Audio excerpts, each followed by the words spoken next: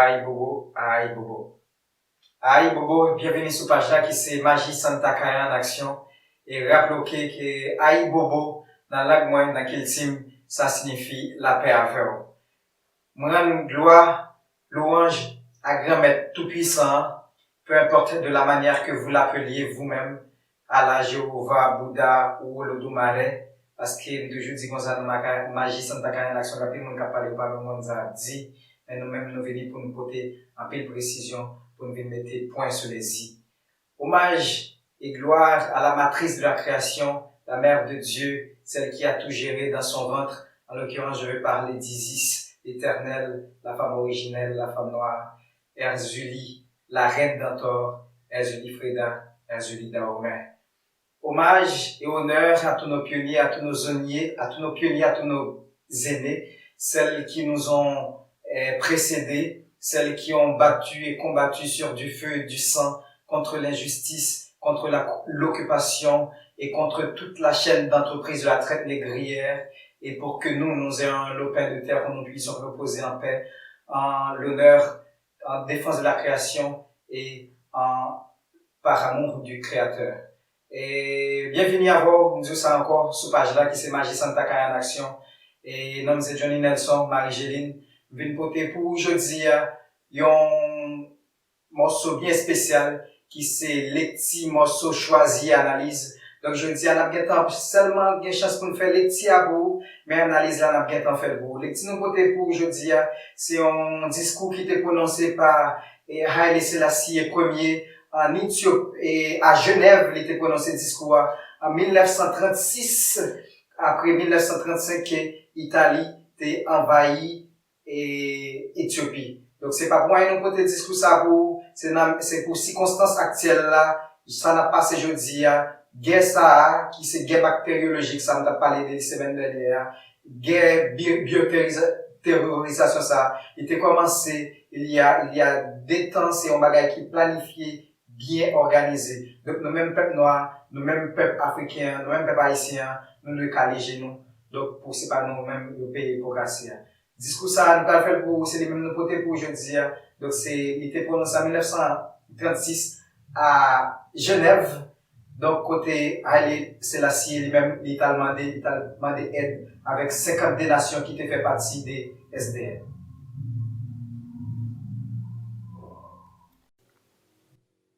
Moi, Haile Selassie Ier, empereur d'Éthiopie, je suis ici ce jour pour réclamer justice. Cette justice qui est due à mon peuple ainsi que l'assistance qui lui a été promise il y a 8 mois lorsque 50 nations ont affirmé qu'une agression avait été commise en violation des traités internationaux. Qu'un chef d'État s'adresse à lui-même à cette assemblée est sans précédent. Mais c'est également la toute première fois qu'un peuple est victime d'une telle injustice et qu'il est livré, comme c'est le cas aujourd'hui, à la merci de son agresseur. Par ailleurs, jamais auparavant, un État s'était appliqué avec autant d'acharnement à exterminer par des moyens barbares, au mépris des promesses les plus solennelles faites par les nations du monde, à savoir que des gaz toxiques ne seraient jamais utilisés contre les innocents. C'est pour soutenir la lutte d'un peuple pour son indépendance qui remonte à la nuit des temps que le chef de l'Empire éthiopien est venu ici à Genève afin de s'acquitter de cette mission qui lui incombe après avoir conduit ses armées au combat. Je prie Dieu Tout-Puissant d'épargner aux autres nations des souffrances effroyables qui ont été infligées à mon peuple et les chefs militaires qui m'accompagnent ont vécu dans toute leur horreur. Je me dois d'informer les représentants des gouvernements ici réunis à Genève afin qu'ils ne soient plus dans l'ignorance du sort funeste réservé à l'Éthiopie et parce que la vie des millions d'hommes, de femmes et d'enfants exposés à un danger mortel est entre leurs mains. En effet, le gouvernement italien n'a pas seulement utilisé des hostilités contre les combattants, Il a surtout attaqué des populations vivant loin de la zone de combat dans le but de les exterminer et de les terroriser. Au début, vers la fin de 1935, l'invasion italienne a largué des bombes lacrymogènes sur mes armées. Elles n'ont eu guère d'effet. Les soldats avaient appris à s'éparpiller et attendre que le vent disperse rapidement les gaz toxiques. L'aviation italienne a alors eu recours au gaz moutarde. Des fûts de liquide furent largués sur des unités combattantes. Mais cette tactique s'est elle aussi avérée peu efficace. Le liquide n'affectait que quelques soldats et les fûts au sol étaient pour les troupes et les populations une mise en garde contre les dangers qu'ils représentaient. C'est au moment où les manœuvres visant l'encerclement de Macale étaient en cours que le haut commandement italien, craignant une débâcle, a adopté la stratégie qu'il me revient de révéler au monde. Des pulvérisateurs spéciaux étaient installés à bord des avions afin d'épandre une fine pluie mortelle sur des vastes étendues territoires. Des escadrilles de 9, de 15, voire 18 avions volant en file indienne, couvrant le ciel d'un épais nuage persistant. C'est ainsi que, dès la fin du mois de janvier 1936, soldats, femmes, enfants, bétail, cours d'eau, lacs et pâturages étaient en permanence sous la menace de cette pluie mortelle. Dans le but d'éliminer toute créature vivante, afin d'empoisonner plus sûrement les eaux et les pâturages, le haut commandement italien organisa un balai incessant d'avions. C'était sa principale tactique réussie, à vrai dire. Dans son rapport du 5 octobre 1935, le comité des 13 a reconnu mes efforts et l'œuvre que j'ai accomplie.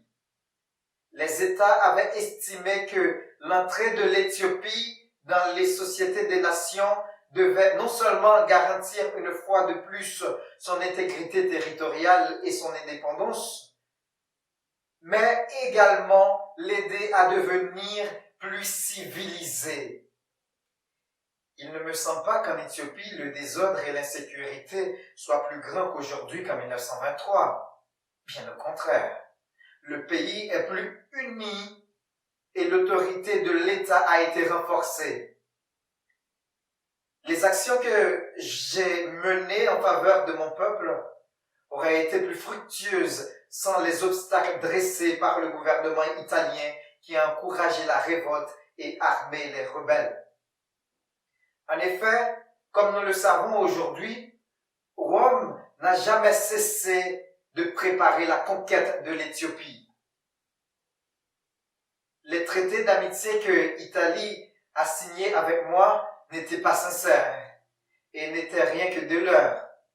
Elle affirme avoir préparé l'invasion de mon pays pendant 14 ans. Elle reconnaît aujourd'hui que lorsqu'elle a conclu en 1928 le traité d'amitié et qu'elle a signé le pacte de Paris interdisant le recours à la guerre, c'était dans le but d'abuser la communauté internationale.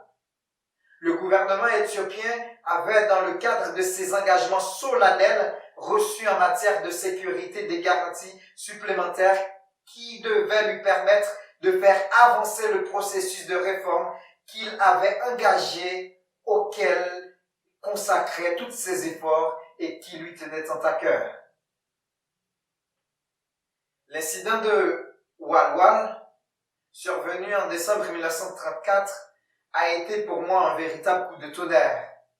Et il est évident qu'il s'agissait d'une provocation de la part de l'Italie et que je n'ai pas hésité à appeler à la Société des Nations. J'avais alors invoqué les dispositions du traité de 1928 et les principes du pacte, tout en insistant sur la mise en procédure de conciliation et d'arbitrage. Malheureusement pour l'Éthiopie, c'était au moment où un certain gouvernement estimait que la situation en Europe exigeait que les liens avec l'Italie soient préservés par tous les moyens. Il fallut donc sacrifier l'indépendance de l'Éthiopie à l'avidité du gouvernement italien. Cet accord secret, contraire aux obligations nées du pacte, a considérablement influé sur les cours des événements. L'Éthiopie et le monde entier ont subi et en subissent encore les conséquences désastreuses. La première violation a été suivie par de nombreuses autres. Le gouvernement de Rome, convaincu d'être soutenu dans sa politique contre l'Éthiopie, prépara activement la guerre, en se disant que la pression concertée qui commençait à exercer sur l'Éthiopie ne serait peut-être pas suffisante pour venir à bout de la résistance de mon peuple à la domination italienne. C'est ainsi que d'innombrables difficultés furent créées afin d'en empêcher l'aboutissement de la procédure de la conciliation et d'arbitrage. En effet, la procédure se heurta à toutes sortes d'obstacles élevés délibérément. Des États entreprirent d'empêcher à l'Éthiopie de trouver des arbitres parmi leurs citoyens. Après la mise en place de la cour d'arbitrage, celle-ci a subi des pressions pour qu'elle rende son arrêté en faveur de l'Italie.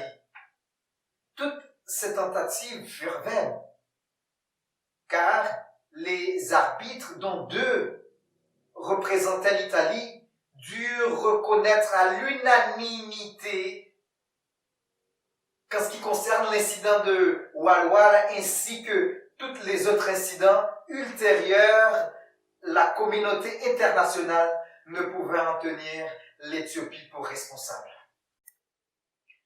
Donc voilà, c'est ça que écouté pour aujourd'hui dans les petits morceaux choisis, analyse. Et discours ça, c'est Haile Selassie qui était prononcé, j'entendais là, en 1936, à Genève, côté Haile Selassie est demandé aide parmi 52 nations, lui-même, et Éthiopie était fait partie. Donc, nous n'avons pas fait analyse là pour vous, nous n'avons pas venu pour nous montrer là qui compte tout contexte et discours c'est en partie nous fait et en plus nous couper la dame qui est partie nous pas dit et il faut qu'on dise ça et mais nous mettez le discours pour vous donc même tout capable de chercher discours dans n'importe langue qui est capable de jouer. Donc nous disons encore et bienvenue sur page là et nous remercions ou même qui déjà like page là qui déjà fait partie des Magies Santakaya en action. Donc toujours restez branchés, suivez nous et puis restez branchés pour reste programmation pour reste vidéo. Donc ma page là c'est Magies Santakaya en action et nom c'est Marie-Géline John Nelson. Vive Haïti, vive Afrique, vive Vodou. Ciao.